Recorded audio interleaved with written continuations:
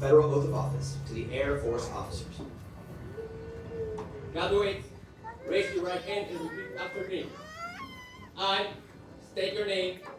I, Grant Thomas, Have been appointed, state your rank, having been appointed Secretary of State in the United States Air Force or Space Force, in the United States Air Force, do solemnly swear or affirm do solemnly swear that I will support and defend the Constitution of the United States that I will support and defend the Constitution of the United States against all enemies, foreign and domestic, against all enemies, foreign and domestic, that I will bear true faith and allegiance to the same, that I will bear true faith and allegiance to the same, that I'll take this obligation freely, that I take this obligation freely, without any mental reservation or purpose of evasion, without any mental reservation or purpose of evasion, and that I will wait and faithfully discharge the duties and I will well and faithfully discharge the duties of the office upon which I'm about to enter.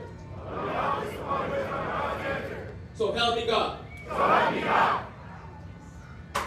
Graduates, whether you serve for just a few years or 30, your service puts you in an elite group of Americans who stood tall and accept the oath to serve their country. That is something you will be able to hold on to the rest of your life. I want to take a moment to personally congratulate you in this amazing accomplishment. Officers! Thank you.